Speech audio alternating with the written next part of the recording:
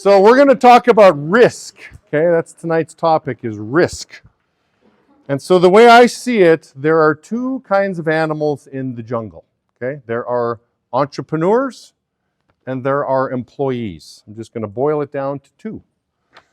And I think during the early stages of this business, we're all trying to figure out which one of these animals we are, because there are pros to both and there are cons to both. And I don't blame anybody for being confused, because I don't think anybody's born an entrepreneur. I certainly wasn't born to be an entrepreneur. Like, hey, Jamie, what do you want to be when you grow up? I didn't hear anybody say, I want to run my own business. I want to be an entrepreneur. I heard lots of doctors, lawyers, baseball players, astronauts. I heard lots of those, but I didn't hear a lot of entrepreneur talk. And so I want to commend everybody right off the bat for at least taking the gamble of being an entrepreneur, right? Like anybody willing to work on commission instead of an hourly rate, I would categorize you in the entrepreneur category. So I want to commend you all for at least trying your hand at this. But again, back to risk, okay? The question I'm asking you guys is, are you at the height of your risk tolerance right now? Or as time marches on, do you think you're going to become more risky? And so I want to start off with just a quick story. So years ago, I was lucky enough to meet my financial advisor. Her name is Brenda Osborne, and she manages over $1 billion worth of assets, to wealthy people in Los Angeles. And by far, I was her smallest fish when I first met Brenda. But she liked me because I was in my early 30s. And so she said to me, she says, Jamie, all my older clients, I have to advise them, like their risk tolerance is not high, okay? All my clients in their 60s and 70s, like they just don't have the time to lose money and get that money to come back. So they're not really taking risk.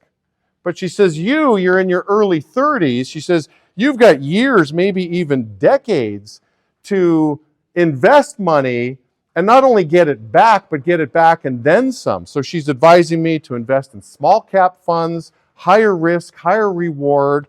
And she was right. Brenda was right. And it made me think of the demographic of young entrepreneurs I work with, right? So she's having this dialogue with me, basically telling me, Jamie, you're at the height of your risk tolerance.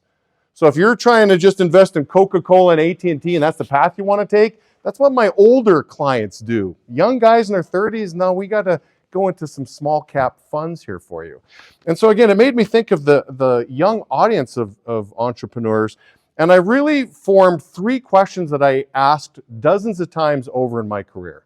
These three questions, whether it's in a first interview, final interview, or a couple months working with somebody, I'd ask these questions. I'd say, are you married? Do you have children? And do you own a home? Now, if you answered yes to any of these questions, you have a little bit more to consider than somebody who's answering no. If you own a home, right? So listen, I'm a homeowner. So, okay, the world of commission, you're willing to take a risk. Well, if you're not doing well and you miss some payments and you default on those payments, what could happen? It's a little more risky. So you've got more to consider. You've got children, let's say, well, putting in long hours as an entrepreneur, am I willing to take time away from my children? You've got more to consider. But if you answered no to all these questions, which most of our recruits do, they're young entrepreneurs, then I would ask, well, what do you have to lose? Like, why wouldn't you try your hand at being an entrepreneur? Why not find out? You can't even say you risk losing time because of all the valuable skills that you're going to learn as you're trying out to be an entrepreneur, your problem-solving skills, your people skills. So really, I've got it boiled down to three thoughts for you, three pieces of advice in the world of risk, and they're all kind of related, but they are unique. And so here's really the guts of the meeting I want to share with you guys. Number one, you're taking the risk now. Go all in. In other words, don't treat this opportunity like a job and punch a clock. Give it everything you have and be the hardest working person you know. So I want to draw some attention to Jake Gafford right off the bat. So at the beginning of the year, Jake came out to California, so that's less than a year ago. And hey, Jake, so what's going on? What are your goals? What do you want to do? And he's talking about the big business that he's going to run in 2024. Meanwhile, he's got himself and Mike. Okay, it's the two amigos. They don't even have the three amigos yet. And he's talking this grand game. And Jake has turned that business to a 32 rep business. He just got a $40,000 wire here this week. Like, he called his shot and he over delivered on this shot. Okay, so doing extremely well. So I'm in Dallas. I got a couple down days while I'm here. I'm like, Jake, I'd like to come to your office. I want to see the magic of how you turn an office of 2 to 32. You know, I'm all ears, I'm all eyes. I want to see what's going on in your business. I'm like, what time do you get to work? What time do you show up at your office? And I shouldn't have been surprised when he says 8 o'clock in the morning every day. Now, he's running a residential campaign. Just about every res owner I know shows up at the earliest, like 9:30. An atmosphere for pretty much all offices starts around 11 or 12. So he's showing up 3 hours before showtime. He's putting in the work. And I'm like, oh yeah, Jake, you're a baseball guy. You know, I should have known better, right? You baseball guys, you think like that. And I reminded him of a story that I think is relevant as well, too. I'm like, hey, do you know what Justin Turner said during COVID? I thought this was interesting, right? If you guys picture COVID in 2020, when Major League Baseball was trying to, okay, let's run it, you know, during COVID. You guys remember the cardboard cutouts in the crowd and stuff like that, right? So the interviewer is asking Justin Turner, what's the hardest part about playing baseball, you know, during COVID? And his answer was, well, we only get 8 hours before they open up the park. In other words, like, that's not enough time. I'm used to showing up 10 hours, 12 hours before the games to practice and get in the right mindset before games. Just an insatiable work ethic. But why not? I mean, you're not going to play baseball till you're 75 years old. At best, you're going to play till your 30s, maybe early 40s if you're lucky. Why not go all in? The only way to find out if you really are an entrepreneur, you got to go all in to find out.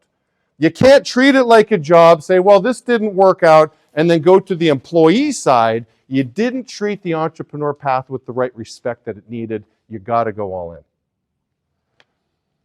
Second thought, a question that I'm asked often is, Jamie, when you started, how did you find balance? That's always a tricky question for me, because the reality is, when I started, seeking balance was never the goal. Seeking success was the goal. Like, the hardest decision for me in the beginning of my career was the decision to front load my career so then I could possibly have balance on the back end. When I was married and when I had kids and when I owned a home, that's when I want to have balance. But right now, I wasn't really that concerned about balance. Like, it seemed to me that my friends were working half as hard as me. I had a little bit of FOMO going on. I'm sure, you know, all of us do. They're making twice as much money.